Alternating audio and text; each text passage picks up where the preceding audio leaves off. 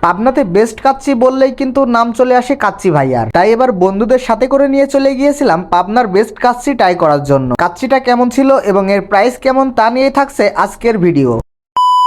হেই everyone, আসসালামু আলাইকুম। কেমন আছেন সবাই? আশা করি আপনারা সকলেই ভালো আছেন। আজকে আমরা আসছি কাচ্চি ভাইয়ার কাচ্চি ট্রাই করার জন্য। এইখানে কিন্তু একসাথে তিনটা রেস্টুরেন্ট অবস্থিত। নিচেরটা হলো আইকন ডাইন, মাঝখানে হলো কাচ্চি ভাইয়া এবং সবার উপরে আছে কাচ্চি ভাইয়ার রুপটপ স্বপ্ন রুপটপ। আজকে আমরা আর অন্য কোনোটাই যাব না, আজকে আমরা ডিরেক্ট ঢুকে যাব কাচ্চি ভাইয়াতে। তাদের রেস্টুরেন্টের ভেতরে প্রবেশ করলেই কিন্তু আপনারা কাচ্চি ভাইয়ার এই সুন্দর লোগোটা দেখতে পাবেন। এছাড়াও তাদের ভেতরের ডেকোরেশনটাও কিন্তু অনেক সুন্দর। রেস্টুরেন্টের ভিতরে আপনারা বেশ অনেকটা বসার স্পেস পেয়ে যাবেন। সব মিলিয়ে তাদের রেস্টুরেন্টের পরিবেশটা অনেক সুন্দরই ছিল। এছাড়াও ভেতরে ফটোশুট করার জন্য এখানে সুন্দর একটা জায়গা রয়েছে। আপনারা চাইলে এখানে এসে সুন্দর সুন্দর ফটো ক্লিক করতে পারেন। এছাড়াও সিঁড়ি থেকে শুরু করে রেস্টুরেন্টের পুরো ফ্লোরে প্রতিবাদ হিসেবে ইসরায়েলের পতাকা রয়েছে, যেটা সত্যি আমার কাছে অনেক ভালো লেগেছে। দেখতে পাচ্ছেন এই হলো কাচ্চি ভাইয়ার মেনু কার্ড। এই রেস্টুরেন্টে কি কি পাওয়া যায় তার সবকিছু এই মেনু কার্ডে দেওয়া আছে। এছাড়াও কাচ্চি ভাইয়া লঞ্চ করেছে নতুন বিফ চাপ পোলাও, যেটা অন্য কোনোদিন আপনাদেরকে খেয়ে বলবো যে কেমন। এইখানে আমরা খাওয়ার অর্ডার দেওয়ার 10 থেকে 15 মিনিটের মধ্যেই আমাদের কাচ্চি আমাদের টেবিলে সার্ভ করা হয়। এখানে আমাদের যে কাচ্চিগুলো সার্ভ করা হয়েছে, এই কাচ্চির দাম নিয়েছিল আমাদের কাছ থেকে 300 টাকা করে।